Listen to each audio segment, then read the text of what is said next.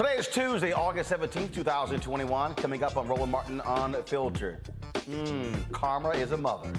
Texas Governor Greg Abbott, you know, the one who has been fighting school districts and restaurants from imposing mask mandates. Well, he tested positive for COVID. He's also the same one who was at a major Republican fundraiser last night, wheeling around his wheelchair. No mask. COVID has also had an impact on black home ownership. We'll tell you exactly how. President Joe Biden will permanently increase supplemental nutrition assistance program benefits to stop hunger in America. The United States military evacuation flights from Afghanistan, they resumed today. There's also disparity between media opportunities given to white news outlets and those that give black news platforms. We'll talk to the owner of Black Tree TV about that. An LA police officer has been suspended after punching a suspect who was handcuffed to a hospital gurney. And we'll talk with some students from Tougaloo College about how the Nextdoor app helps them on campus. And we'll also have one of our book interviews as well, Roland Martin's Book Club. It's time to bring the funk on Roland Martin Unfiltered. Let's go. He's got it. Whatever the miss, he's on it. Whatever it is, he's got the scoop, the fact, the find. And when it breaks, he's right on time. And it's rolling. Best believe he's knowing. Putting it down from sports to news to politics. With entertainment just for kicks, he's rolling. It's on Go, roll, y'all. It's Roland Martin, Rolling with Roland now. He's funk, he's fresh, he's real, the best, you know he's Roland Martin.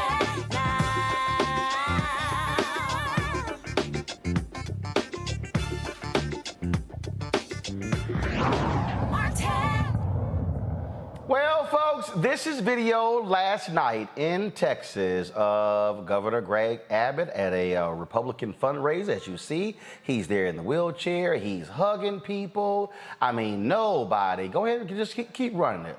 I know, just keep running it. Nobody is wearing a mask. Everybody is just up close. No social distancing. None of that. They taking pictures. Well, guess what? Today, his office announced that Abbott tested positive for COVID-19. Now, he had already been vaccinated. They say he is on Regeneron. And then this is a tweet that went out. Governor Greg Abbott, Gov Abbott tested positive for COVID-19 today. His office announces Abbott is fully vaccinated and currently experiencing no symptoms, according to his communications director, Mark Miner. Now, this is the same Greg Abbott, y'all, who's been fighting school districts from imposing mask mandates because of his executive order. He also told restaurants that if they create any kind of requirement to show COVID vaccination cards, he will have the Texas Alcohol Beverage Commission pull their liquor license. Now, all of this is happening while Texas health officials have requested 5 mortuary trailers from the federal government, anticipating an influx of dead bodies due to COVID. Health officials say the trailers are needed after analyzing the rise in cases due to the contagious Delta variant. My home state has been a hotbed for the coronavirus since the beginning of the pandemic. Currently, the state has the second highest number of cases in the country, only trailing California. All this comes just one day after thousands of students and staff in Dallas-Fort Worth area return to in-person learning. Now, let's go to Atlanta, where coronavirus numbers have forced districts to suspend in-person learning 2 weeks after starting the 2021-2022 school year. Schools opened in the Atlanta metro area on August 2nd. Now, a few weeks later, the number of reported COVID-19 cases among students and faculty has soared exponentially to nearly 4,000. Let's go to Florida. Well, the Hillsborough Schools District called an emergency meeting after more than 5,000 students and faculty were forced to quarantine after being potentially exposed to the deadly virus. Now, this comes after Governor Ron DeSantis threatened to pull funding from schools that proceeded with mask mandates. Now, despite the stern warning from the governor, school officials say they are considering putting the safety measures in place. Ain't that interesting? Now, folks, let's just keep going on with this. When you start breaking down the numbers, when you start looking at, the numbers and what they show when it comes to COVID, what you're seeing is that the Delta variant, and the story came out today, shows its impact among those who are vaccinated because it's a different strain. We're going to take the time to have black scientists on to explain to you why that's the case. But let's stick in Texas. Harris County, Houston, where the CEO of the largest hospital there announced that 98% of all of the people in their hospitals are unvaccinated. Let me repeat that. 98% of the people hospitalized right now in the largest hospitals in Houston are unvaccinated. Now, when I was driving in today, I was corresponding with a friend who said that he would have to get back to me on some business because his best friend died. He's black. He told me that his best friend died of COVID. This brother went to the hospital on Friday, was dead on Sunday. He would not listen to his best friend. His best friend, the guy who I do business with, said, I implored him to take the shot. I told him, don't get caught being sick. His friend fought him at every turn about getting the shot. Well, here's the problem. His best friend now is the one who's in charge of his funeral arrangements. I keep saying on this show, there is no flip side to death. I keep saying that. I keep telling people that, and folks keep trying me, oh, no. And again, let's just be real clear.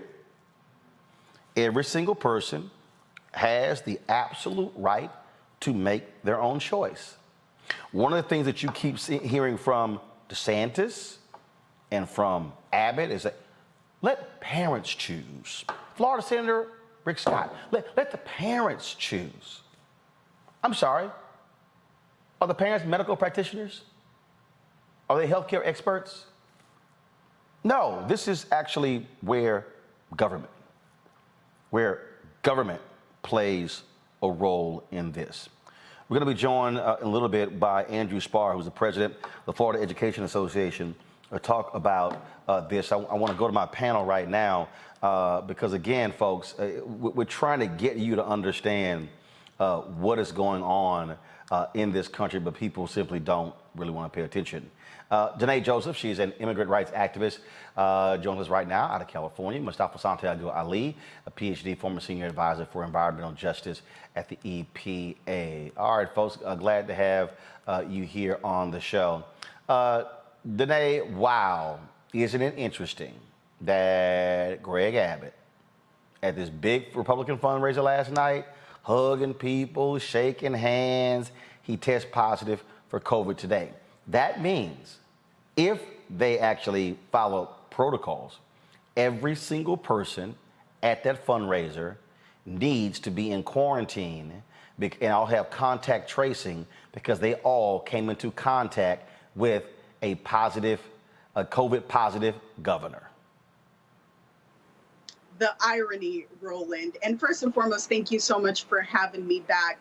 The last time that I was here, we were just talking about the fact that he was trying to enact a very discriminatory and xenophobic policy that targeted migrants because he believed or wanted the people of Texas to believe that migrants were somehow, some way more susceptible to COVID-19. So it's quite ironic now that he's the one who actually has contracted COVID-19, right? It isn't the boogeyman that we look at as being immigrants carrying the virus, but it's actually the governor who does not believe in socially distancing or the governor that doesn't believe in masking, right? It has everything to do with him and his own irresponsibility. I mean, for you to be so political that you don't want to take into consideration your own health or that of the people whose health you should be looking out for. It speaks volumes, right? This isn't a political issue. This has everything to do with the health and well-being of the people of Texas and the people across the United States of America. And it's so sad that it's really gotten to this point that people have continued to follow the former twice impeached president and his idea that this isn't real, right? That this was something that was created in order to fearmonger among people in the United States. It's so sad that that's being perpetuated long after his term has ended and after he's been voted out of office. This isn't political. This has everything to do with the health and well-being of the people in this country. And I really hope that after he now has contracted COVID-19, that he'll now see the importance of wanting to get more Texans vaccinated and wanting to get his state on the right track. But if history, right, is any indication, as we saw with the previous twice impeached president, he contracted COVID-19, but yet still continued to perpetuate a lot of the misconceptions about this virus. So I'm not really optimistic about him changing his viewpoints, but one could only hope. You know, when I saw this, Mustafa, the first thing I thought about was Texas Lieutenant Governor Dan Patrick. When last year he said that if we have to sacrifice our elderly to save the economic future of America for our children, then that's what we have to do.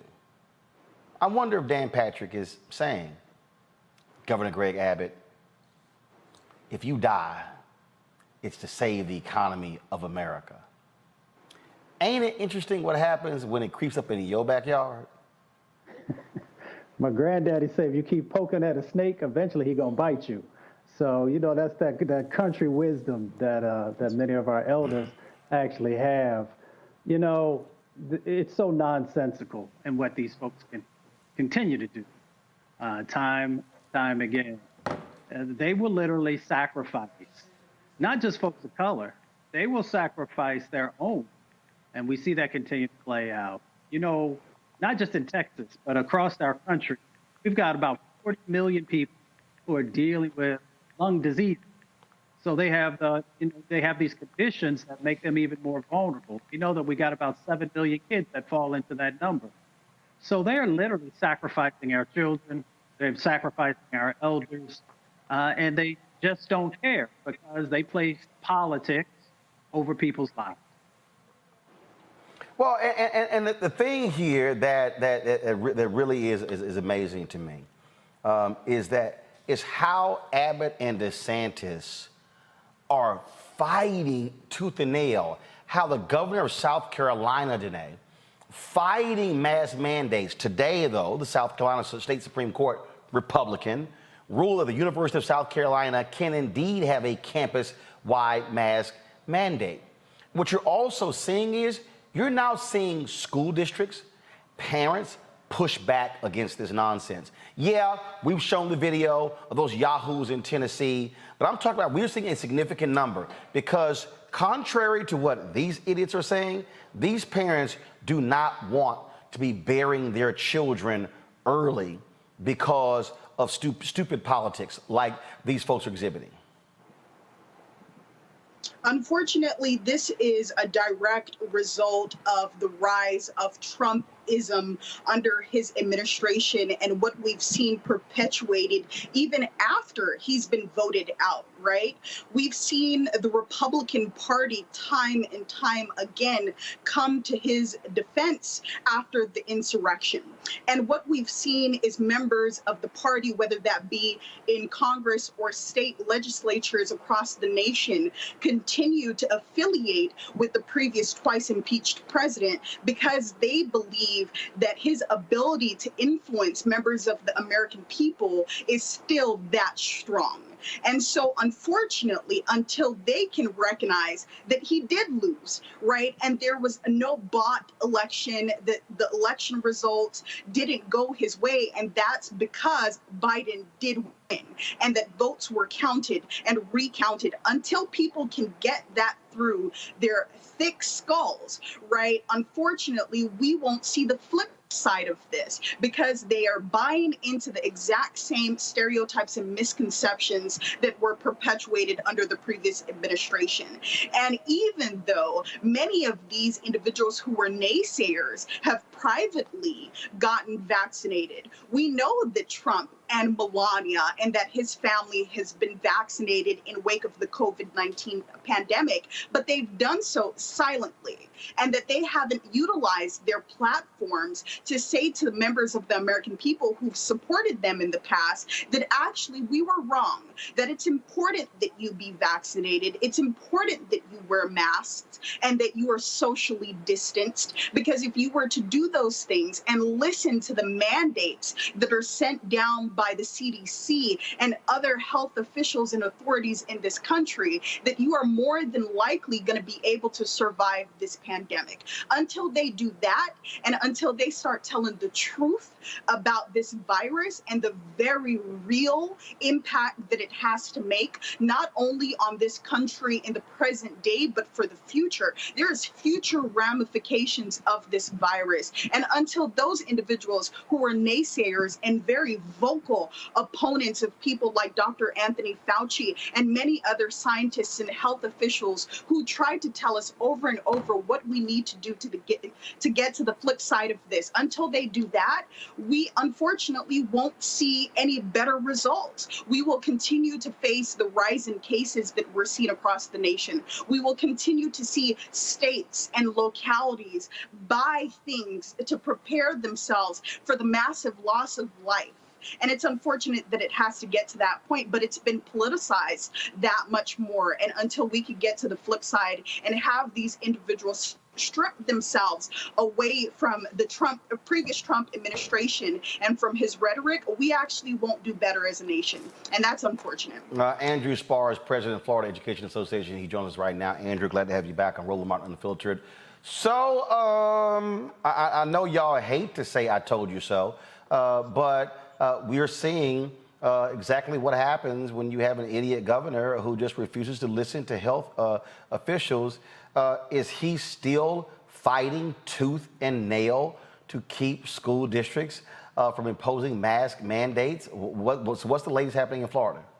So literally right now, Roland, first of all, thanks for having me again. But literally right now, the State Board of Education in the state of Florida, which are appointees, unelected appointees of the governor, are meeting to take disciplinary action against Alachua County Schools, which has a mask mandate for all students, and Broward County Schools in Fort Lauderdale, which has a mask mandate for all students. And I want to point out that both Alachua and Broward, that mask mandate was put in place by elected school boards, right? Locally elected school boards, elected by parents and community leaders. And this unelected, appointed State Board of Education is questioning them and grilling them as we speak to take disciplinary action against them, which may include withholding funding. So I want to point out that withholding funding means they're taking money from the kids because the adults there want to make sure that every child is safe. It is absolutely ludicrous when you think about it. And the crazy thing is that the numbers are not in his favor. They are increasing and increasing and increasing, and he is becoming more obstinate as the numbers increase.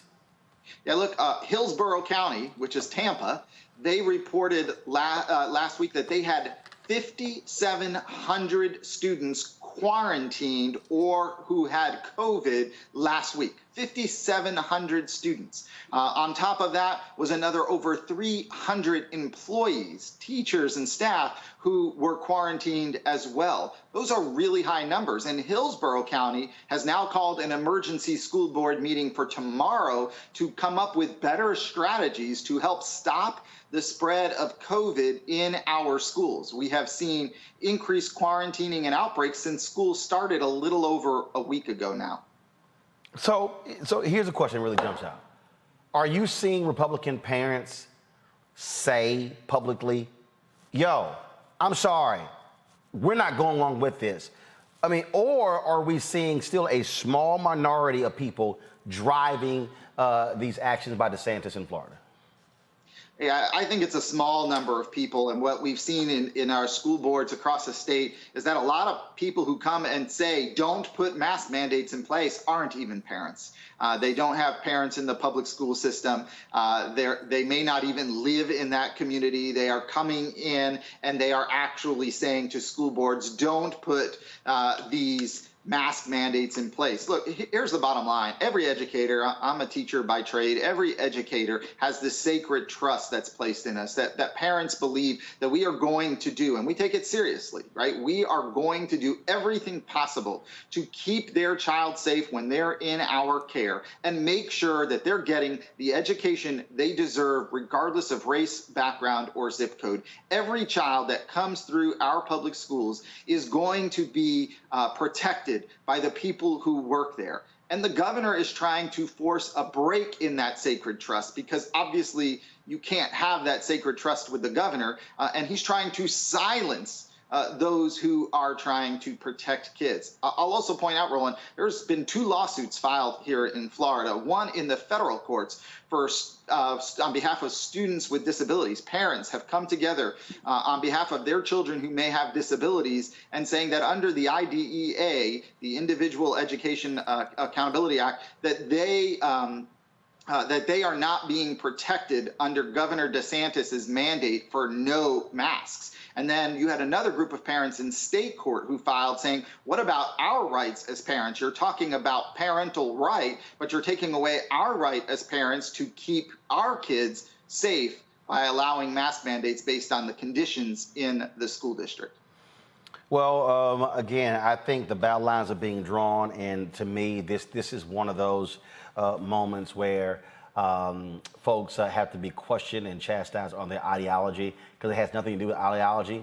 COVID is killing folks, whether you're Democrat, Republican, whether you're independent, whether you're agnostic, doesn't matter. It does not care, has no barriers. And so I really do hope that the parents in Florida continue to resist and be extremely vocal and put pressure, protest, go hard at DeSantis. Same thing in Texas with Abbott, because their actions literally are killing people. Yeah, absolutely. And I will say in Florida, we've had over 17 school employees who have lost their life to COVID since July 1. We have 4 students under the age of 16 who have lost their life to COVID since July 1.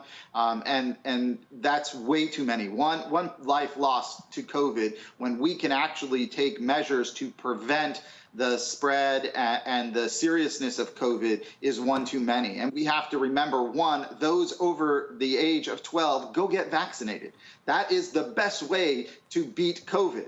And 2, do everything we can to protect those under the age of 12 who are unable to get vaccinated, which are all our students at the elementary level and many of our students at the middle school level. We have to take reasonable measures. And maybe they're a little inconvenient. We can argue about that, but they're reasonable measures and they're not out of line. And they will literally save lives based on what we've seen in this last year or so with COVID and what we hear from the medical professionals. All right, then. Andrew Sparrow, appreciate it. Thanks a lot. Absolutely. Thanks for having me, Roland. Have a good one. Folks, so I told you about that interview that Texas Lieutenant Governor Dan Patrick did when he was on with Tucker Carlson on Fox News several months ago.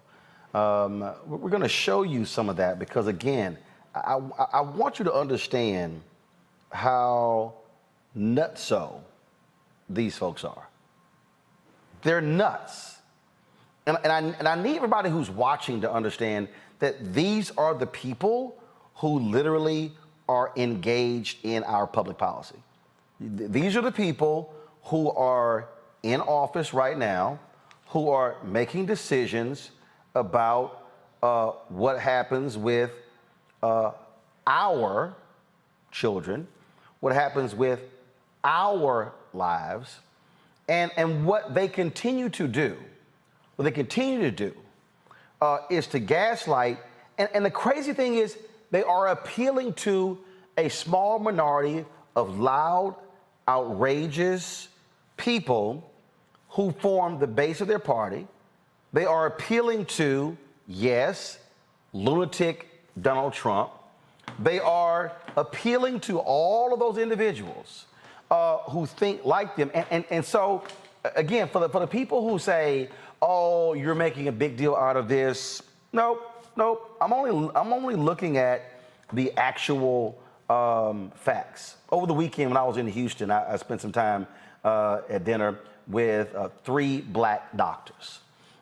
These black doctors were talking about the impact of COVID. They were talking about what they deal with on a daily basis. One of these doctors described something to me, Mustafa, that I found to be startling. There was a person who died of COVID. They tried to save his life, pumped him, body was bloated.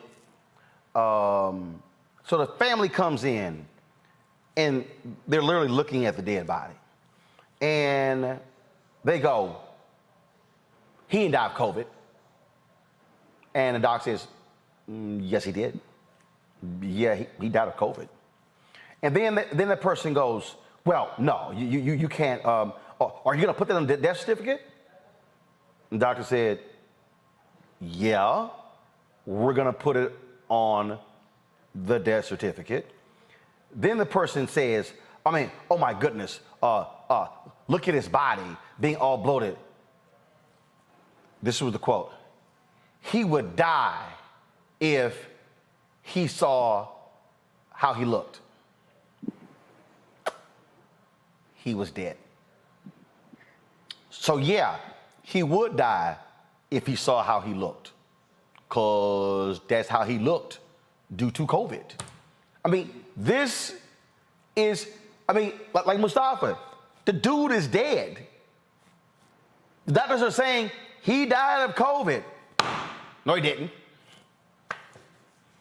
But deniers want to take it to the grave. It's amazing how people will hold on to these false narratives, even when they know what the truth is. And we're just willing to sacrifice folks. It's just amazing what we see currently going on in our country. And we know where to put some of it, or whom to put on some folks' foot. And that would be Donald Trump, because he had an opportunity to make sure that the right framing was there to get people focused, to make sure that people got vaccines or got vaccinated when the vaccine was available, make sure that you're wearing masks, make sure that you're washing your hands, all these things that we know that work. And that planted these seeds that people just have allowed to grow. And many of them now water seeds of disinformation. So it doesn't surprise me when you see someone saying, well, I don't want COVID to be on the death certificate, or they look this way or that way. By not getting vaccinated, by not doing the right things, folks are literally playing with their lives and making a choice that COVID could take them away from them. So the clip I'll tell you about Dan Patrick on Tucker Carlson. This is March 2020. So that was 16 months ago. Pull up the video up right now. I want to show you the Chiron. Drop our lower third. Lieutenant Governor Dan Patrick, country will collapse if we shut down for more than 3 months. It was 14 months ago. America has not collapsed. But they fought the lockdown which is why we're in the condition that we're in, because had we did what we were supposed to do during the lockdown, we wouldn't be in the situation that we're in. This is the sheer stupidity from 16 months ago. Living in fear of is what's happening to this country. And, you know, Tucker, no one reached out to me and said, as a senior citizen, are you willing to take a chance on your survival in exchange for keeping the America that all America loves for your children and grandchildren? And if that's the exchange, I'm all in. And that doesn't make me noble or brave or anything like that. I just think there are lots of grandparents out there in this country, like me, I have 6 grandchildren, that what we all care about and what we love more than anything are those children. And I want to, you know, live smart and see through this, but I don't want the whole country to be sacrificed. And that's what I see. I've talked to hundreds of people, Tucker, and just in the last week, and making calls all the time. And everyone says pretty much the same thing, that we can't lose our whole country. We're having an economic collapse. I'm also a small businessman. I understand it. And I talk with business people all the time, Tucker. And my heart is lifted tonight by what I heard the president say, because we can do more than, you know, one thing at a time. We can do 2 things. So, you know, my message is that let's get back to work. Let's get back to living. Let's be smart about it. And those of us who are 70 plus, we'll take care of ourselves, but don't sacrifice the country.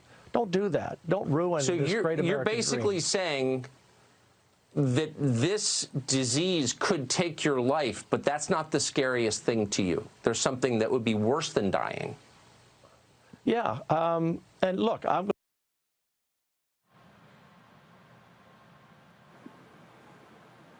Danae, this is what I'm talking about.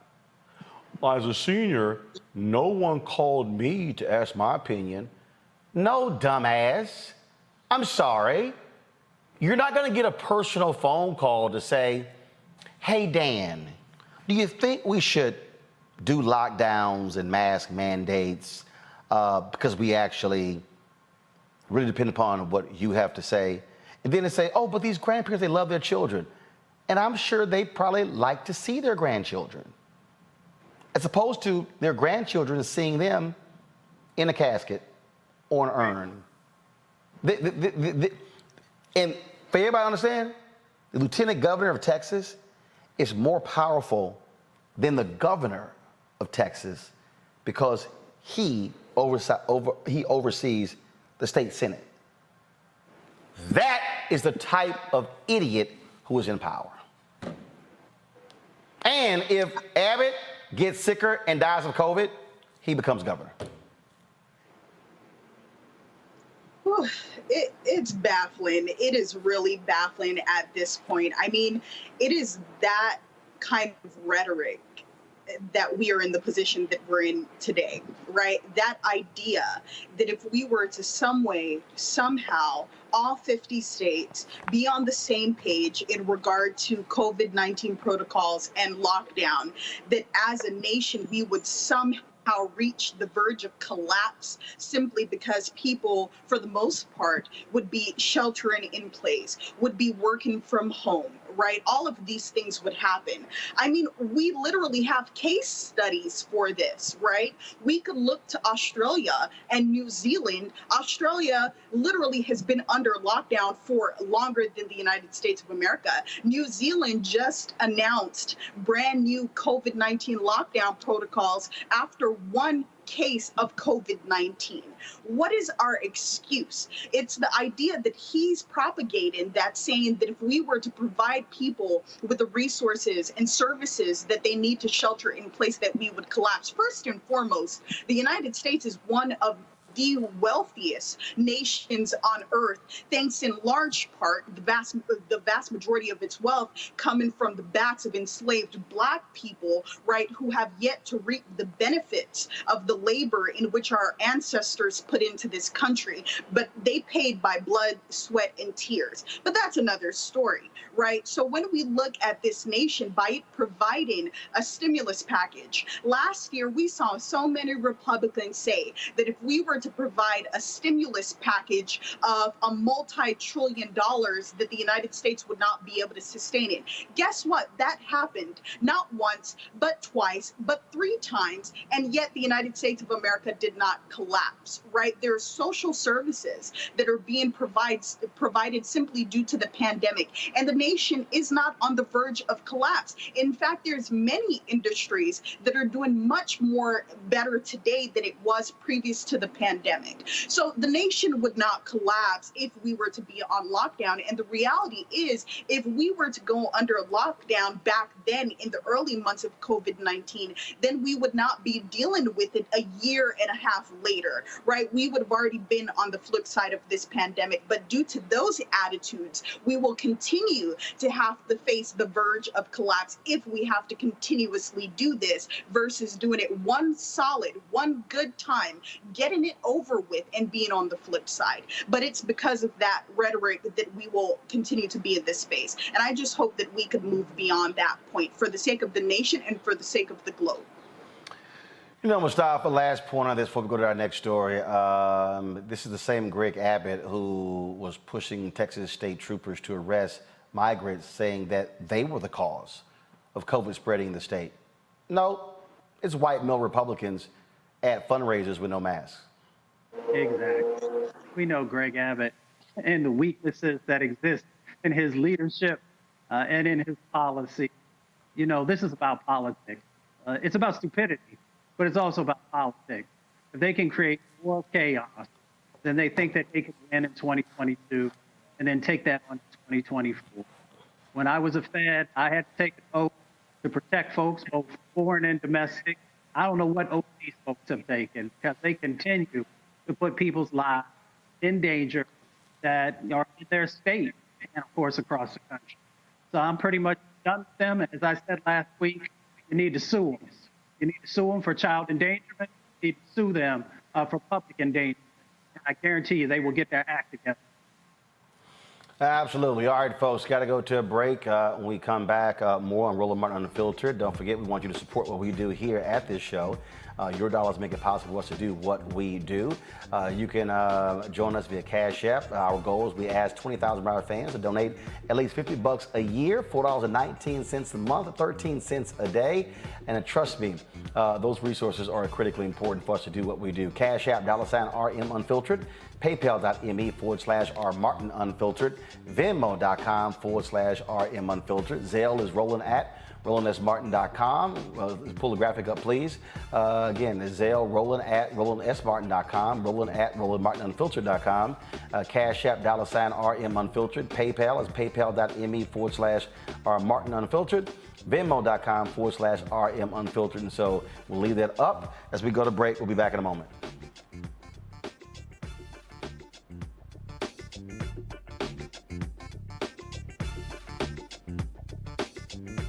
I believe that people our age have lost the ability to focus the discipline on the art of organizing.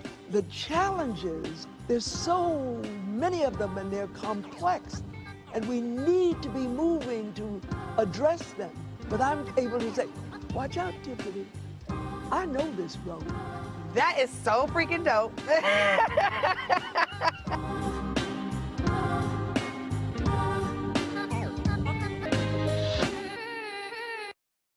Football bands, and one of the best fan experiences in the country. The Cricket BX SWAC Challenge kickoff returns to Atlanta on August 28th, along with special guests, College Game Day. Then Alcorn State takes on North Carolina Central with conference bragging rights on the line. Center Park Stadium is the place to be on August 28th. Come tailgate all day before enjoying a primetime matchup on the gridiron. You don't want to miss this. Check out MEACSWACChallenge.com for more information. And folks, SWAC MEAC Challenge, Roland Martin Unfiltered, will be broadcasting live from Atlanta that Friday and that Saturday. On that particular Friday, we'll be broadcasting from the Atlanta Braves Stadium. We'll have both university presidents, SWAC MEAC officials. It's going to be jam-packed. On Saturday, we'll be broadcasting live from the Coca-Cola Fan Zone from 2 to 6:30. Then we're going to be live streaming the halftime show as well as the musical performance after the game. And so you definitely want to check out Roland Martin Unfiltered on the ground at the SWAC MEAC Challenge, August 27th, August 28th. See you there. Study the music, you get Black history by default. And so no other craft could carry as many words as rap music. I try to intertwine that and make that create whatever I'm supposed to send out to the universe. A rapper, you know, for the longest period of time has gone through phases. I love the word. I hate what it's become, you know, and to this generation, the way they visualize it. Its narrative kind of like has gotten away and spun away from, I guess, the ascension of Black people.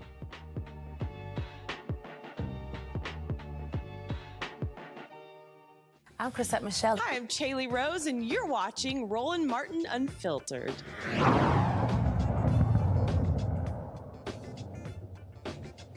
All right, folks, let's talk about the impact, again, COVID on Black home ownership. Now, this is, you know, something that's like significant. And you may say, hold up, I don't understand how there's some sort of impact. But the reality is, it is, according to analysis of the U.S. Census Bureau, the data by the Center for American Progress, Black home ownership barely went up from 44% in 2019 to 44.1% in 2020. However, the home ownership rate for white Americans increased to 74.5% from 73.7%. Experts say a combination of barriers Black people faced during the pandemic, like high rate of unemployment, overwhelming student loan debt, and discriminatory practices that occurred during the home buying process. Joining us right now is Sabrina Lowry of Sabrina Lowry Enterprises and Legacy Realty and Management. Sabrina, glad to have you here. And so we often talk about on this show how COVID exposed a lot in America. COVID exposed the inequities in our schools. The richer school districts having computers and iPads, their students having access to high-speed internet. Low-income students, not the case. Same thing on the job front. I mean, just every sort of area.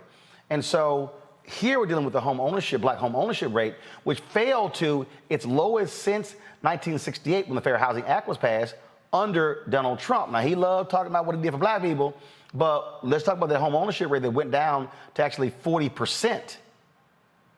Mm-hmm. Absolutely. Thank you so much, Roland. I appreciate the opportunity to be here today. And I have so many feelings about this subject. I have been in the real estate industry as a licensed realtor for the past 18 years. Over my career, I have seen the market rise and fall. And 2020 was almost like foreclosure back in 2008, 9, and 10 when the market crashed and home ownership for Black people was an issue at that time as well.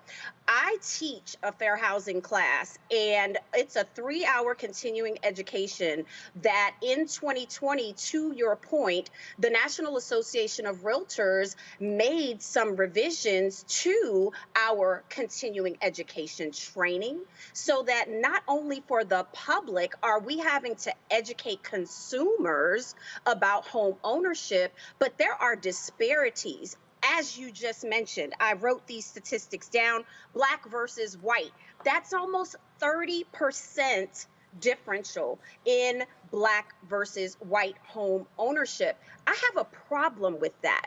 I come from a family of Black home owners out of the state of New Jersey, and then made my trek to the South and became a homeowner here in Georgia. So what I find to be true is the question of fair and bias, equality in housing, and fair housing is a real issue, not only because of affordability, but because discrimination does still exist on the real estate community. Overall, this is all across America. It's not just in the South. So with that, all right, so what do you see actually happening with the Biden administration to deal with this? HUD Secretary Marcia Fudge has said this is certainly a priority of the Biden administration. It is a priority, but let's talk reality, okay? That's been a hard reality for us because, again, limited supply. It is absolutely a supply versus demand. When we talk about home ownership affordability, there is a big gap. I'll give you an example here in the Georgia market. Our average home prices are $300,000 and above. Affordability for the average Black family whose total household income is typically below $50,000, that means affordability qualifying for mortgages, they're automatically disqualified, Roland. And I have a problem with that because if it were a $200,000 real estate market in another part of the country where these disparities do not exist, home ownership rates would be higher. But we're here in the Black hub of the South, Atlanta, and we are still finding it very difficult to push home ownership forward. And I'm a brokerage owner. So when I look at statistics, not only in my brokerage of how many Black buyers we're servicing versus any other race, that number is a far cry. It's a problem. And the administration needs to create more programs for that, especially when they try to take away programs like down payment assistance. These are necessities for Black home ownership to rise in this country. Questions from panelists. Danae, your question. So I wanted to ask about more specifics. What would you suggest to the Biden administration that they do in order to make home buyership more accessible to members of the Black community? Absolutely starts with education, and there is a fear. So if you put the fear in Black people that they don't want to go through a process because you already make it so difficult for them to qualify, how are they going to enact some change, not just in the down payment assistance programs, but through education overall? I want to see educational programs the same way that organizations like NACA, for example, they'll go around the country doing home counseling. I've done home ownership programs and sessions for years for buyers across the country because they are not educated. If you are not working with a realtor, let's just say you're the average consumer shopping online until you see a community of housing that you want to live in, that you want to invest in. So now we're talking about creating affordable housing communities throughout this country. Those are the points that the administration needs to stand on. The interest rates are not the problem. The interest rates are the lowest ever, right? And so that's one factor we don't have to consider, but everything else. What about the down payment? If the average buyer on an FHA loan, that is a federally backed loan, has to get a loan for FHA 3.5% down, my average sales price is $300,000. Come on, somebody, do the math. Does the average Black family have reserves, have down payment savings so that they can go and qualify for an FHA or even a conventional loan program, which is even more stringent? So here we have to talk about what are the guidelines? Why is the criteria so strict? Why do we have a bias? Because we've got to check a box on the mortgage application that says what our race is.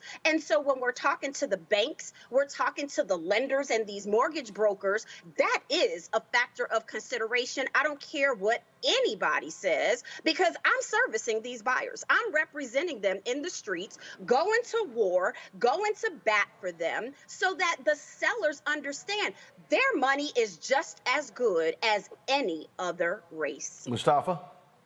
What should folks be doing in relationship to their elected officials? What types of policies should they be pushing for?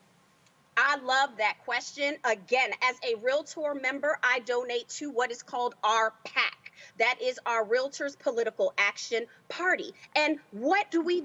We go to Washington. Where do we go? Here in the state of Georgia, we show up at the Capitol for what we call our Realtor Day, honey. And it's a sea of blue because that is our color. That's what our Realtor brand stands on. And we go and we seek out those elected officials. I show up with pad and paper and I give a list of concerns. I'll give you just one talking point. Let's just say Black folks want to become Airbnb owners and investors. Hey now, that's a whole nother situation that the politics is politicking on. So I have a problem with that. So yes, I will stand before all of my elected officials. I will show up to the meet and greets. I will rub elbows with those that look like me and otherwise. And I will speak truth to power because home ownership in Black America is a problem. I will continue to teach fair housing across the world until the administration enacts laws that truly remove discrimination as it relates to housing. All right then, Sabrina Lowry, we surely appreciate it. If we have more people want more information, where can they get it from you? Absolutely. SabrinaLowry.com. You can follow me across social media, Sabrina Lowry at IG and Twitter. And ladies and gentlemen, I am the brokerage owner of Legacy Realty and Management here in Atlanta. So you can follow us online there as well. Thank you so much for this opportunity. Again, folks, so certainly we understand that one of the issues that we talk about HUD, this is what Secretary Marsha Fudge had to say on the 100th day of the Biden administration regarding HUD.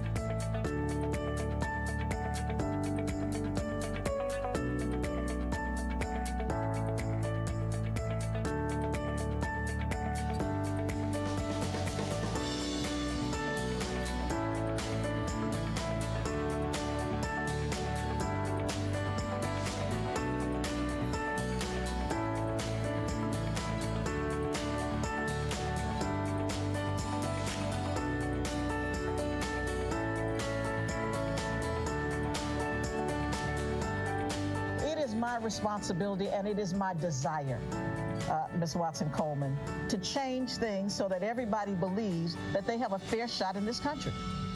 And I intend to do it. I promise you.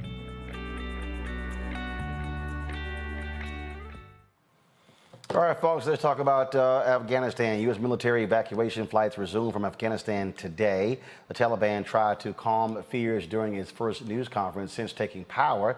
They declared amnesty for government officials and vowed to uphold women's rights under Islamic law.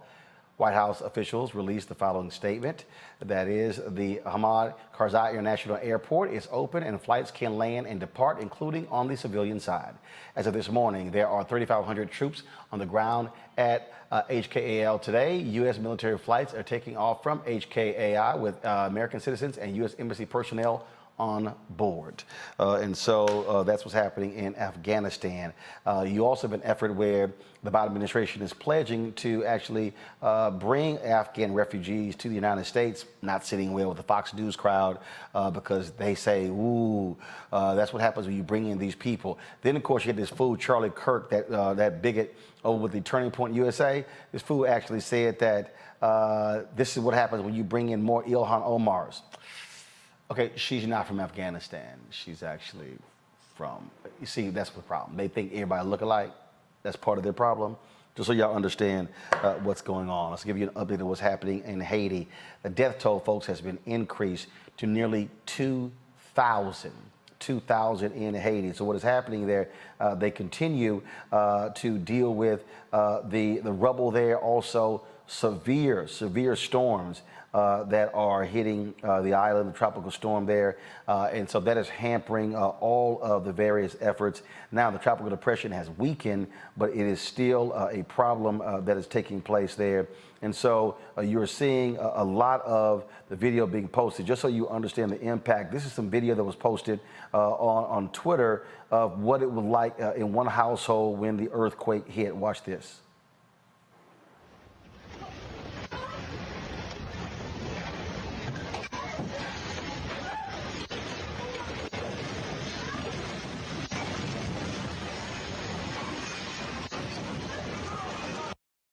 It was a massive 7.2 earthquake on the Richter scale.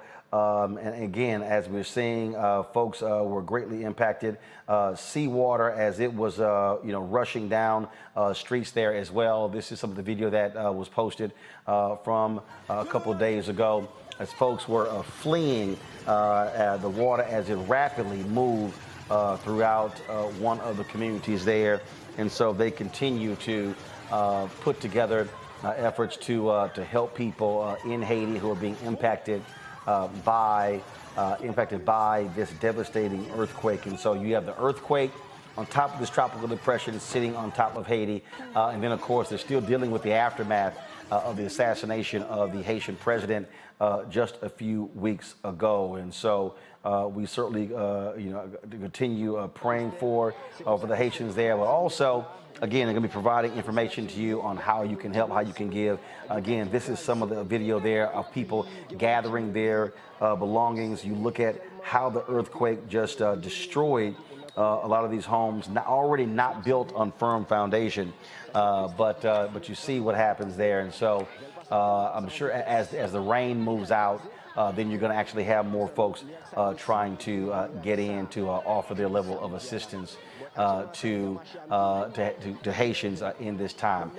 Mustafa, that point we made, we had the Haitian ambassador on yesterday talking about who are the entities to actually support and give. That's going to be a critical issue there, that we are ensuring that it's going to the right people who are going to get the resources to the folks on the ground and not bureaucrats. Exactly. There are a number of frontline organizations, these rescue organizations that can help make sure that the resources, that food, that the other supplies that folks need actually makes it to them. I worked a bunch of natural disasters, man-made disasters, and I know how chaotic it could be. But the saving grace is when people come together and show and embrace their humanity and are willing to give. So I hope everyone will take it very seriously and make sure, one, that you're giving to the right organizations, but that you are giving. Joining us right now is Pastor Lee May, Transforming Faith Church, former CEO of DeKalb County, Georgia. Lee, what are you hearing? How are black churches mobilizing to assist our brothers and sisters in Haiti? Many churches do during this time. It's really more of a reactive kind of thing. Offerings are being raised to send. The problem, like you said earlier, is making sure that it's going to the right entities, that the priorities are really clear and set in terms of where the finances are going and who are receiving them and how they're being dispersed. But, typically churches here in DeKalb County, that's where I'm based out of, we come together and put pallets of trailers together to send the needs. But the question is always, what is the most pressing need right now? And those needs evolve as time goes on. Right now, they may need power. They definitely need power, but they need water and food and things like that. But over time, it will evolve. And so one thing that I will say to all of your viewers is this, lean in and support right now, but also a week, 2, 3 weeks, a month from now, also be looking for those intentional opportunities to give then as well, because this is a long haul recovery for them. And Haiti can't seem to to catch a break. If it's not one thing, it's another for that small island. And churches just have to step forward, in a very intentional way. And Janae, I certainly hope that black folks in the United States collectively are able to put together our resources and work through these existing organizations to show the kind of support that we can give. That's why having credible groups on the ground matter. Yeah, absolutely. Absolutely. Janae? Absolutely. So I think one of the things that I would love to speak to about the Haitian issue is that the displacement is going to be real. As a matter of fact, displacement has already been a real issue for members of the Haitian community.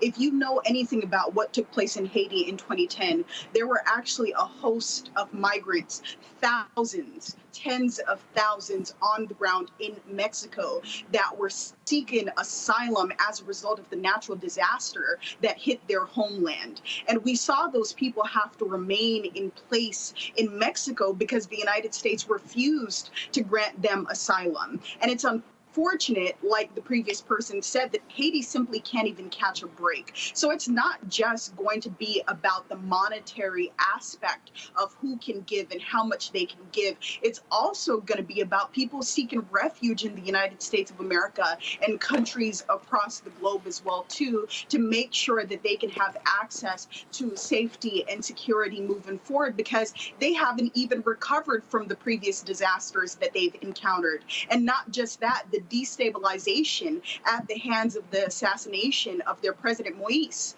right? So there is so much work that is going to have to take place in Haiti beyond the monetary aspect. And I think to your point as well, too, it's going to be so crucial for us to know exactly which organizations that we're given to. And the reason that is because based on the previous natural disaster that took place in Haiti, most people would go to the American Red Cross and donate tens of millions of dollars. And we know, based on the report that came out afterward, that of those tens of millions of dollars that were raised for the purposes of getting Haiti back to a place of pre-disaster, that only a handful, Imagine raising $50 to $100 million for a small island like Haiti, and of those millions of dollars that were raised, only having built a handful of homes for the Haitian people. And mind you, these aren't mansions that are being built. These are hut-like conditions that are being erected, and they're not meant to be sustained, right? So there's so much that we have to do to make sure the Haitian community is safe, secure, and protected, not just now, but in the long term as well. Absolutely. All right, folks, I got to go to a break. Before we go to a break, a word from our partner with Seek.com.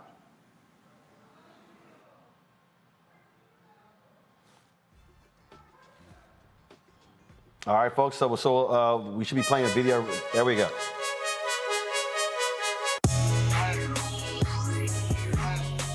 All right, we're having issues with the video there, but let's go ahead. And Seek.com, of course, is founded by a sister, Mary Spio. We support black-owned businesses here on Roland Martin Unfiltered. And what they have done is provided an opportunity for you to get their VR headset as well as their 360-degree headphones via a promo code with Roland Martin Unfiltered. So this is the VR headset here. To watch their content, you just simply pop your phone right into the headset right here, and then you can watch their video, 360-degree video, the virtual reality video right here in the headset. It's first of all, it's really cool. They also have their headphones. They got two, the black and gold version. Of course, I love these gold version of the Seek headphones.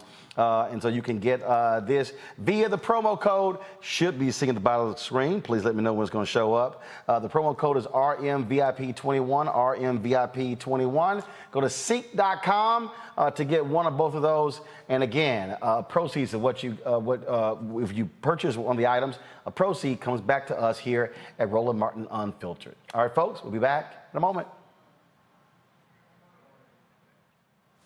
All right, folks. So we're having issues with our video playback machine, and so what we'll do is we'll get that sorted out, and then we will go to our commercial break. Let's go to our next guest, please, and that is we're talking about on the show we always talk about the importance of black media and what matters and what's going on. And black media professionals are constantly facing daily struggles while trying to establish our various brands, whether it's the glass ceiling of the industry, or wage inequality and lack of advertising. Black professionals are constantly fighting to receive equal and fair treatment in the media industry.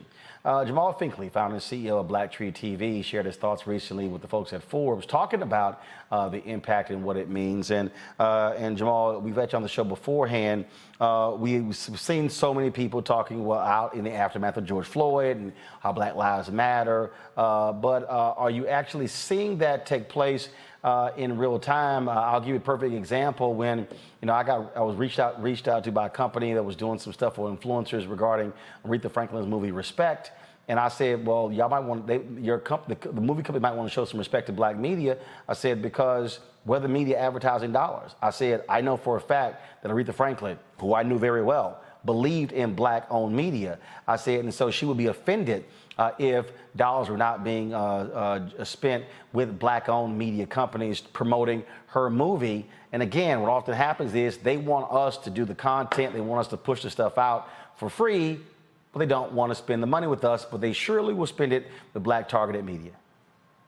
Yeah, exactly. I mean, it's such a multifaceted problem, Roland. First, thanks for having me on the show. But what's happened over the years is that when I first kind of broke into the Hollywood industry and started doing these interviews, I was talking directly to the studios, talking to all the publicists and marketing divisions in the studios. And even then, they would etch out some marketing dollars at that time for me, whether it was for The Dark Knight or some movie like that. And between that time, the studios have pivoted to the point where they have targeted marketing agencies that kind of they recruit us to do the interviews, and they get the money from the studios, and the black media is left kind of penniless and not making any money. I think there was some inertia, some momentum coming after George Floyd, but with the pandemic putting that pause on a lot of events and carpets and interviews, I think that the studios have kind of just run the clock out on their responsibility towards being more accountable towards black media, towards black people. And now it's just back to, same thing. I got no problem calling network out. I got multiple emails from the people at OWN talking about these new shows. And finally I said, I'm sorry, y'all ain't never spent no money with us. I said, I've done numerous interviews with OWN, even when Oprah had owned it, it was 50-50. When she owned 50%, Discovery owned 50. They now own 95%. I said, y'all call me about a whole lot of stuff. Y'all call me wanting to get talent on the show. I said, but y'all ain't never spent a dime. I said, so no, I'm not putting your people on the show. Yeah. And the brother was like, oh, you know what? I work in PR. I said, well, fine. You might want to call the people over there in the marketing department. I said, if y'all ain't gonna spend no money, I said, because see, clearly y'all think my audience is valuable because you want me to put the stars of your shows on, but then you don't think we're valuable because you don't want to spend money. Yeah, we've heard Byron Allen bring this up. We've heard a lot of people bring it up, but it's really sad. I mean, when you go to award season, like each of these movie budgets, you'll hear about a movie that has a $100 million budget. They also have a 4-year consideration budget. So if they're going up for Emmys or for now Golden Globes is defunct, or Oscars or AFCA, whatever award they're going for, they have a 4-year consideration budget, which they use to promote their stars, their directors, that movie, and that's never spent on black media. And that's millions of dollars that goes to your varieties, that goes to your Hollywood Reporters, that goes to all these other, majority white corporate outlets and black media, besides BET sometimes, which is black face media. BET is black targeted. BET is not black owned. Black targeted. When you give money to BET, you give money to Viacom, CBS. That's Sherry Redstone. She owns that. That ain't us. Exactly. So yeah, the money has always been, I mean, the biggest issue, and access has been another issue. And I think in that article, that interview I did before, so that was some of the things we talked about is access, and has anything changed? And like I told the reporter Raquel Harrison on the thing, it used to be a different way between black talent and black media, and now that's changed. But the stance that the studio has done with access to dollars, to marketing dollars, and access to talent has pretty much been consistent. And to the point of where it's like openly racist. One of the things I brought up in the interview is that a lot of times on a movie, it could be a big movie, they'll give me the one black star of the movie, but then they'll give all of my competitors the whole movie, everybody in the cast, but they'll give me, one major black star that's in the movie and say, we didn't have time for everybody else. And that's just like, it's racist to the point of where one time on a black movie, Girls Trip, the studio told me point blank that we only have 2 slots for black media to travel. And I responded in the same email. This came directly from the studio. I said, I want y'all to write that email, say we only have 2 spots for gay people or 2 spots for women, and then see if it goes well with that crowd. You can't say that to anybody but black media because of the lack of respect that you guys have for us. Well, I think also that what has to happen is you got to have black-owned media people stop being scared. I was on a Clubhouse chat this few months ago, and I was talking about this very issue, and this one brother was like, well, we really, Roland, I mean, I know, you say stuff, but we really can't say anything because, we're not going to get anything in the future. I said, I'm sorry, you got no money last week. You got no money this week. So you're afraid to say something because you might not get some money next week? Yeah, I get consistently blackballed for seasons by studios. So like I've done blackballs by all the major studios, Paramount, Disney, Universal. They've all put me on hiatus because I was too outspoken about some issue that I had a problem with. But as one of the few black-owned medias, I feel a responsibility to my colleagues, to the next generation of black media owners, to the next moguls, to fight for our position and to fight for our stance. So I would like to see a change. I think that like I said, we had some momentum right before the pandemic. You had me on the show right after I made that major blow up on the Grammys carpet. And since then, the pandemic has really just kind of give them a reset button. And it's really sad. Like one thing I would really like to see when you talk about these PR departments is I would like to see them hire black people within their studio.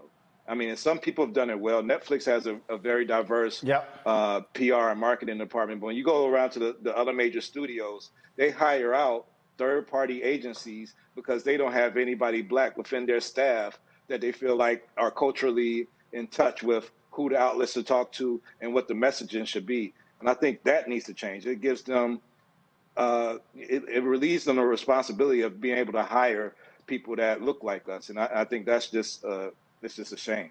Absolutely. Question for each one of my panelists. Mustafa, I'll start with you. Yeah, Brother Jamal, the question is, what do we do as consumers to better help you and others in the black-owned media space? Well, I mean, I think one of the things that us in the media need to do is be more proactive about figuring out ways to reach that audience and get that support. Roland Martin's been very good about having Patreon and other methods for people to support them directly, while other outlets that don't look like us don't have to do that because they're getting the dollars from the studios. But I think we have to be more proactive about trying to reach into the community and get direct support, which we shouldn't have to do because these movies already have marketing budgets that's set aside for this. But that's one thing. And then when we do call out some people, we need to just not support those movies or those projects. And I know there's hundreds, sometimes thousands of people on a project that have nothing to do with these policies. But sometimes you got to just hit them in the pocket and say, look, if Disney isn't going to invite black media out to this event, or Warner Brothers or whomever, and they're not going to support black media with the dollars, then we're not going to support them with the box office or with the tweets or with anything else. We just got to be like that strong and policy as a community to just not support people that don't support us. Late. Toughest question, and so I'm thinking as kind of just a regular person on a daily that wants to do something to help with that. You know what I mean? I mean, I see the reality, and it's not just, of course, it's not just this industry, but it's just in so many industries where the African American community seems to get just the crumbs under the table, right? So is there something specific, like just the average person, the person who's listening to this and like, yo, I want to do something that can really make a difference, that can really help that? Can we email somebody? Can we call out somebody individually on our social media feeds? Or, you know, kind of what is something strategic you think we could be doing to really support you, brother? Yeah, I think that's something we could do together. We can start calling them out. We can start, you know, naming these infractions by the studios and tell the community to write letters to the studio, tell them that we don't support that. I just wish we as a people were more supportive of owning our own images. It's really a shame how little black ownership there is in media. When you go through all these companies, whether it's Revolt or BET, as Roland mentioned earlier, you get down to the ownership level of it, and it's not really black owned. It's just black targeted. And I think once we take ownership in our own images, we'll have more trust in our news. We'll have more trust in the images we put out. We'll have a bigger voice politically when it's time for elections and everything else, because we own the media and we can't get turned off. And I think that's something that, when I look at all of the you know, wealthy people in our community, maybe the celebrities, the LeBrons and so forth, I wish that we were just more enthused about owning black media. I mean, whether it's Black Tree Media, Roland Martin, or whatever, I think we need to have more black ownership, more black media companies that own the media, that we're all the way through and through is black ownership. And I think once we have that, our message will be preserved in 300 years because we own that message. And like right now, in 300 years, whatever BET wants to say about Barack Obama, whatever Viacom's going to say about Barack Obama in 200 years, we don't own that. They could change that message or whatever and make him into whoever they want him to be, because we don't own that. And I think that's a huge problem. That my legacy is I really want to change that, the ownership in black media. That's a good look, brother. That's a good look. When I was, I'm sorry. Go ahead, finish. No, I was going to say, when I was younger, man, I owned a movie theater. Literally, I was 29 years old. And at the time, this is in 2005, man, I was one of 3 black-owned movie theaters in the country. And it shocked me when I found that out. And then I realized throughout the whole entertainment industry, it was just the same, man. And so when you're talking about controlling our images, even having, I used to, Will Packer, back in the day, before he got all big, he used to run his movies through our movie theater, because the big movie theaters wouldn't run his stuff back then. You know what I mean? And I realized we can't even help each other kind of go to that next level until we begin to have ownership in some of those areas. So I respect what you're doing, brother. Man, keep it up. Don't get tired. I know it gets tired out there when you kind of small in numbers. And keep getting the foot put on your neck, but keep pushing, brother. Keep pushing, man. Thank you. Danae. In wake of the murder of George Floyd, we saw corporations pledge tens of millions of dollars toward Black-specific causes and projects in the near future. So how can we go about ensuring follow-through, right, with the millions that were pledged? And how can we ensure the proper management of those funds as well? Oh, you spoke about that in the previous segment when you was talking about Haiti. And I visited Haiti in 2011 and did a report on how that money that was pledged to Haiti ended up going to Chile to save the miners that was trapped in Chile and other countries. I mean, a lot of times you get corporations pledge money, but they pledge money to different causes and it's not black managed, it's not black owned that they're pledging the money to, and that money ends up being spent on BET, and it's like it's a write off for that company. Like, hey, well, we spend it on BET, and it's not really going into black ownership, and a lot of that ends up happening. So I think we just need to be more direct to the cause, just like we want to do with Haiti. We want to serve those people and not serve the Red Cross and their executives that's making, what they're making. We want to get that money directly to the people. So we need to find these black media outlets and give them money directly. One company I mentioned in that interview, they asked me for, since it's Black Business Month, which company do I support? And Hidden Empire Film Group, led by Deion Taylor and Roxanne Avon, and funded by Robert Smith, a black billionaire, sent out money before there was PPP loans even talked about to a lot of black media outlets. And it might have just been, $1,000 or $2,000 that they were sending out, but it was not even asked for. And I think that's like the kind of things we got to do. We got to support us directly. When we're not getting that money from these corporations, a lot of times I'm, spending, money out my pocket to bring you guys the news, to bring you guys entertainers, to uplift the Michael B. Jordans and the Yara Shahidis before you guys knew about them. And if we could get that money to, not just Blacktree, but to Roland Martin and to Hip Hollywood and to Your Web and all these companies that are black owned and doing the fight, I think we just have to have that direct pipeline and not worry about what the corporations are saying they're doing, because I've never seen a dollar of that George Floyd money come towards my company. And we've been around for 20 years. So there's that. Well, and again, I think it's people understand that you can't be silent, you can't be afraid, and so actually I'm about to post something right now with regards to I was talking about with OWN, because again, we dealt with it, and it was a black publicist who worked there reached out to me saying they want to, and I said, guys, I'm just not gonna have y'all people on my show if y'all can't spend $1. I said, just not gonna happen, just not gonna happen. Yeah. So. They got to step up. Jamal Finkley, always a pleasure, man. We appreciate it. Thanks a lot. Thank you, Roland. All right, folks, got to go to a break. We come back. We're going to talk about SNAP benefits being on the increase, and also how HBCUs are using the Nextdoor app to build community. All that's next. Roland Martin Unfiltered. When you study the music, you get Black history by default.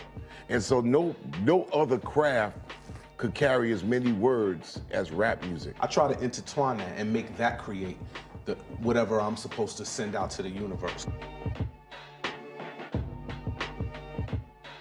A rapper, for the longest period of time has gone through phases. I love the word. I hate what it's become, and to this generation, the way they visualize it. Its narrative kind of like has gotten away and spun away from, I guess, the ascension of Black people.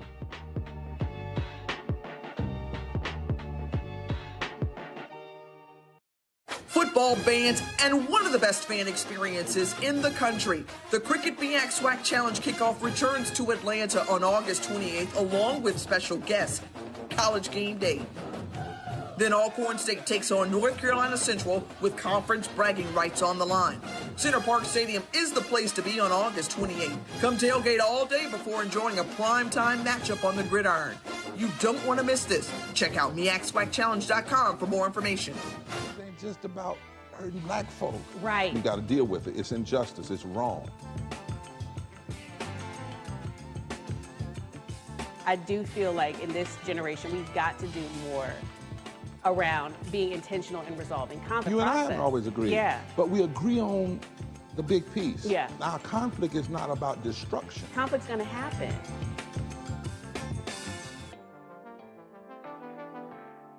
I'm Bill Duke. This is Diala Riddle, and you're watching Roland Martin Unfiltered.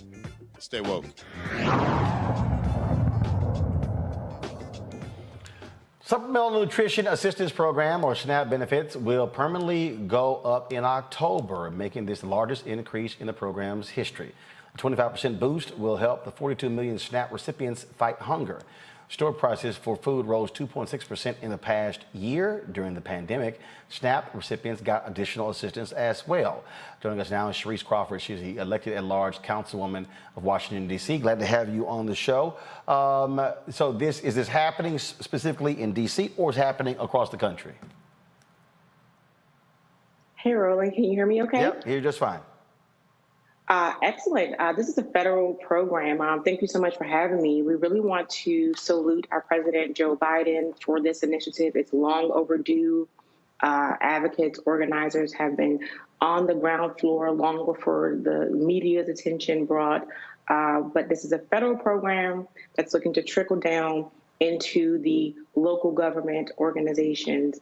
And so for me personally, as a food apartheid survivor in a red line community, in food deserts, recipient of food stamps, Roland, back in the day, we had the actual food stamp booklets. I'm a product of what good governing can do to elevate us out of poverty. I don't think any of the families who are food insecure are looking for handouts. It's about hand-ups. I think our mayor, Mary Bowser, is putting out some incredible programs like the hunger solutions with the food bank. We're looking at significant programs like our cohort at Sibley Memorial Hospital, examining what malnutrition looks like when it comes to solving violent crimes and public safety. This is a multi-level solution here that I think if we can get our government agencies speaking together on top of our local community-based organizations that are door-to-door providing food access, even in the pandemic, we were out there making sure our residents had fresh produce. I think we can see a massive change in how we are feeding our malnourished neighbors and coming out of despair. And I think that's the bigger opportunity here, is that it's not about staying stuck on any resources, but it's building up a community. We have now 13.7 million undernourished U.S. citizens. And to think about the massive wealth in this country, this is a step in the right direction, but a step further was going to be making sure that we're in our government communicating. Our agencies are talking to each other that are getting the dollar funded, that we're incentivizing Black farmers and canceling out the debt for the Black farmers. We understand they're in court right now and can't get the bailout. And so that's another reason for a hike that we see in grocers. Where I live in particular, there's only one grocery store where there are 10 grocery stores west of the river. And so incentivizing Black farmers allows us opportunity to bring in more grocers, to be more, we have food cohorts that are growing around the city. But again, this is a multi-leveled effort that's going to change the trajectory of the next generation of young people who are beneficiaries. And I'm recruiting them to Shaw University, Roland. Yeah, we can tell. We can tell. And first of all, we talked about this increase. When you compare literally the amount of money we're talking about for SNAP benefits compared to what we spend on defense in this country, nearly $750 billion. Look at the $2.26 trillion we sent to Afghanistan. I doubt very seriously that if you compare how much money we've spent on SNAP benefits in the past 20 years compared to what we spent in Afghanistan, it ain't even close. It's not close. I mean, and we support organizations that are actually grassrooted. You know, we have the Kim Fords at Martha's Tables, food bank, capital area food banks that are really doing their work to get to the doorstep of our actual residents. United Planet Organization, whose mission is just to eradicate poverty. We were in the pandemic supporting our neighbors right here in Washington. So again, you're right. You know, when we look at foreign aid versus the aid that we give to our neighbors who are right here at war, there's no comparison. And I think that we're going to see the fruits of our labor as we continue to build the grassroots entities and connect them with the intergovernment resources and move as a unit. I think that's where my office has seen the disconnect in the actual resource that's being put out compared to how we get that to the person and the individuals that need them the most. And so we get to create a cohesive, interchangeable government with a robust system of communication and access. And I think that we are headed in the right direction with that. All right, then. Well, look, great work there. We certainly appreciate it. And it is important when it comes to helping the folks who are in some serious need there. Sharice Crawford, thanks a bunch. Thank you. As a matter of fact, tell your Shaw people, I spoke there. They were supposed to send me some swag so I can actually wear it on the show. And so I keep folks that hit me up. They're like, man, weren't you at Shaw? I was like, yo, I did your convocation. I told y'all I was going to rock this stuff on the show. So you have a new president. Tashni was the president then. So be sure to let them know. Be sure to let them know so I go ahead and rock some Shaw stuff on the show for our HBCU segments. Absolutely. I'll tell them, make sure we know, and tell them we're rising. HBUs are on the rise. All right. I'll be waiting for you. I appreciate it. Thanks a lot. No problem. Speaking of HBCUs, folks, when we come back, we're going to talk with 4 HBCU students from Tougaloo about how they're using the Nextdoor app to build community there. Don't forget, folks, we want y'all to support what we do here at Roland Martin Unfiltered. And that is, you can join our Bring the Funk fan club where every dollar you give goes to support this show. Cash App is $RM Unfiltered. PayPal.me/R Martin Unfiltered. Venmo.com is /RM Unfiltered. Zelle is Roland at RolandSMartin.com. Roland at RolandMartinUnfiltered.com. We'll be back in a moment.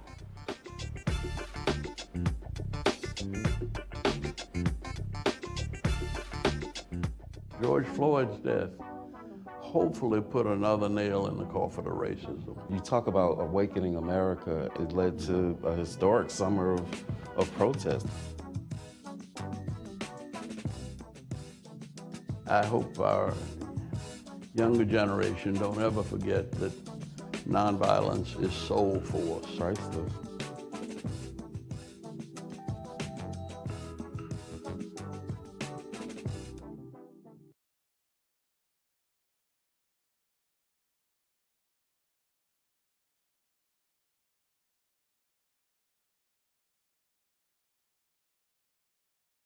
Football bands, and one of the best fan experiences in the country. The Cricket BX SWAC Challenge kickoff returns to Atlanta on August 28th, along with special guests, College Game Day.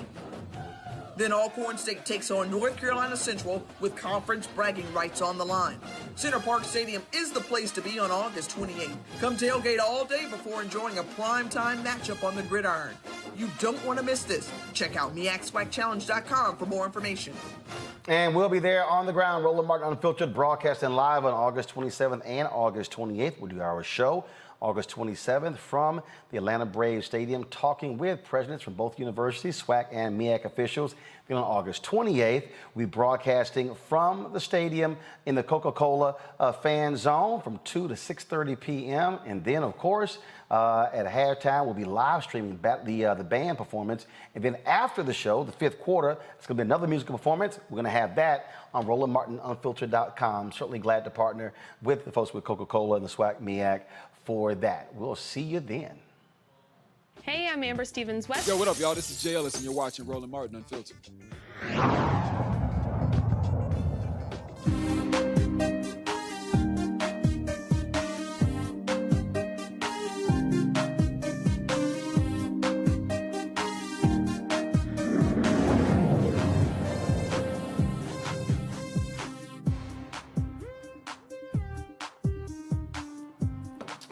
You've been seeing all the photos being posted of students returning to school. My sister and her husband, they were dropping off my niece Faith at Howard University last couple of days, happening all across the country. And so what you're seeing, of course, students get ready to go back to school, still dealing with COVID, still dealing with the pandemic.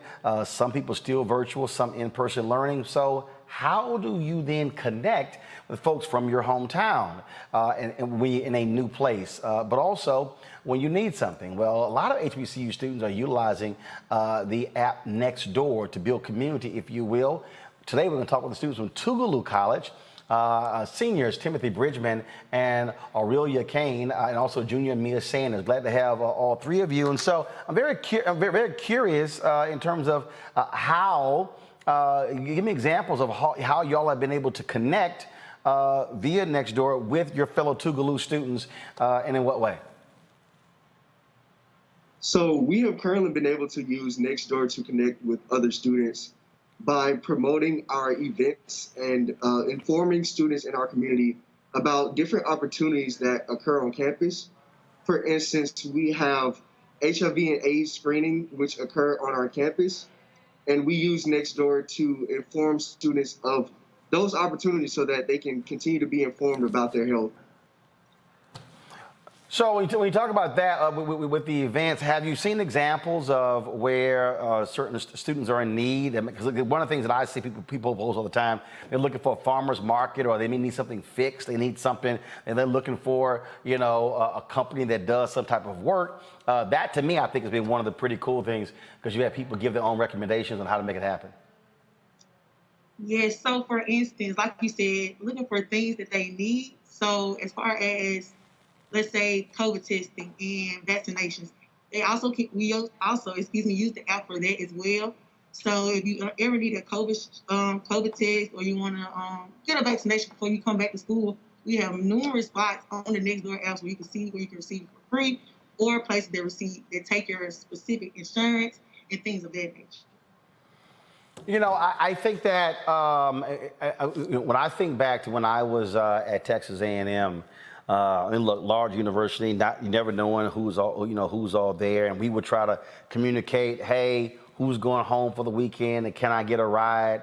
And so to me, that's how I think the value of technology with apps like Nextdoor is, because, again, you're able to really, in a much different way, connect with folks who you may not even realize who's from the same place that you're in, who you may not even realize live in your same apartment complex or home when you're at school.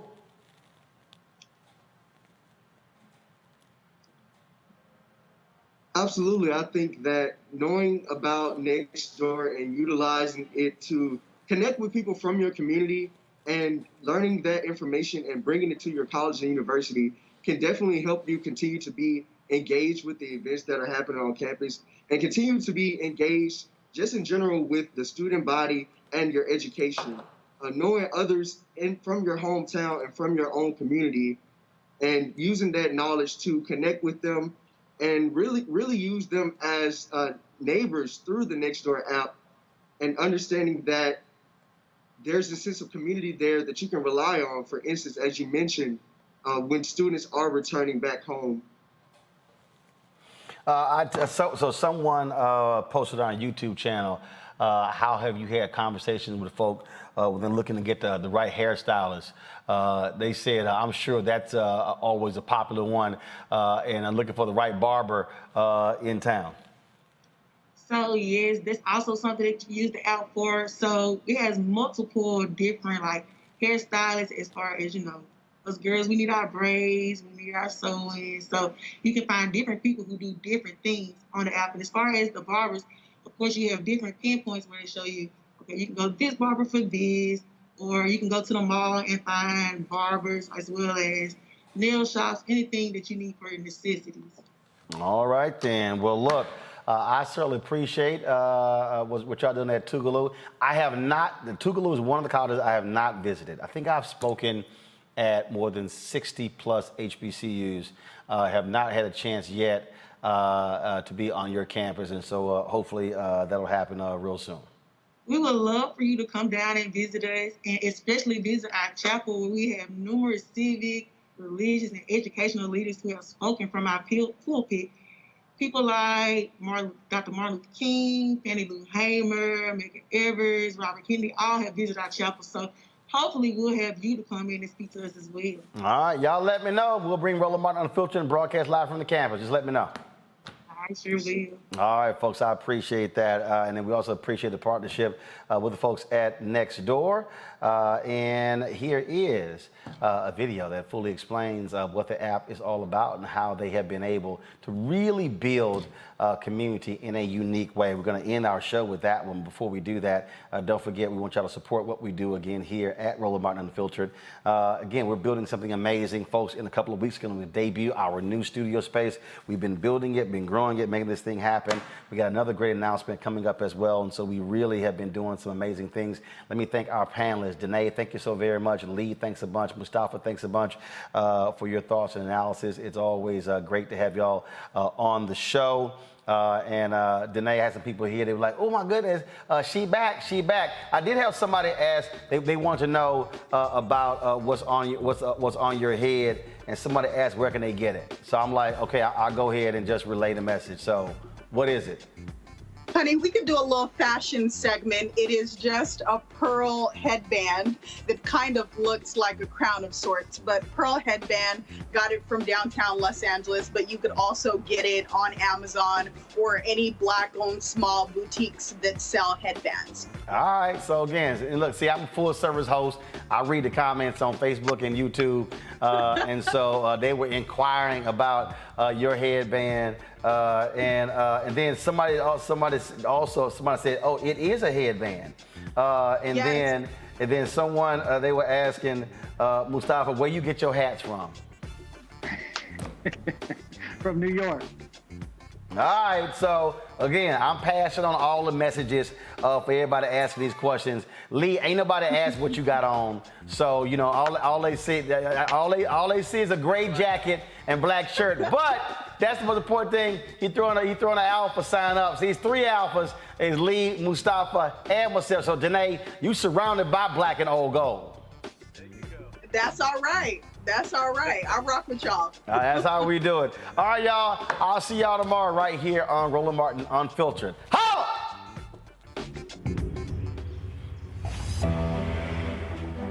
One of the most stressful days of my life was when this one got out. I chased after her as best I could, kind of fell over and broke my wheelchair. I was able to get back home and make a post. Within about 5 or so minutes, I had 3 or 4 different people coming to the rescue. One woman stopped traffic, just drove her right back to the house for me. It was a very emotional day.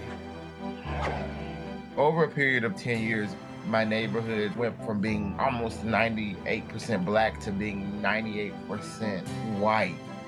So all of a sudden, oh God, I'm the suspicious looking black man. I posted on Nextdoor that I no longer felt comfortable walking in this neighborhood. The response I got was hundreds and hundreds of neighbors offering to walk with me. This experience moved me and changed the way I saw humanity. At Nextdoor, we come to work every day to help cultivate a kinder world. We want to make sure that everyone has a neighborhood to rely on. When we started this company, we felt that technology had an important role to play in bringing communities and neighbors together. We knew that having the support of your neighbors was critical. And when I found out I was becoming a father, I panicked. What am I going to feed this kid? I posted, hey, any other gardeners who might have extra soil, seeds, equipment, and they came up from everywhere. As human beings, we want a sense of safety and anything that gives us that sense of connection. You drive through a neighborhood and you see houses and bricks, but really what you have is people, business owners and entrepreneurs. We know that the locals are what keep our restaurant going. When somebody says that they enjoy our restaurant, it brings us business. It's been really cool being able to cheer on your neighbors as they open up the next coffee shop. When Hurricane Harvey first hit Houston, I realized that Nextdoor was much more than just a day-to-day utility. It was a lifeline to the community. The neighbors have been using that Nextdoor app to coordinate evacuations. When the pandemic started, people did have the urge to help, but often they didn't know who to help or how. Our Nextdoor group took off explosively. Just after a year, we had over 1,000 members. Nextdoor evokes a sense of pride in your neighborhood, and we know that people globally are craving for that. We posted our music video on the Nextdoor app. A lot of people in the area liked it. People are beautiful. Let's go see the beautiful. Keep them rhythm for the vibes we got. Stay on the drums. I think the video meant a lot to our neighbors because it portrays the Cascade area in a positive lighting. At the end of the day, this is a business model about people and neighborhoods and communities. Wouldn't it be beautiful to connect Wall Street to Main Street and to do well and do good at the same time? It's going to be the legacy of 2020 that Nextdoor put neighbors together for a cause and then forever. Thank you very much. It often starts online, but we know that it continues into the real world, and that is the superpower of Nextdoor.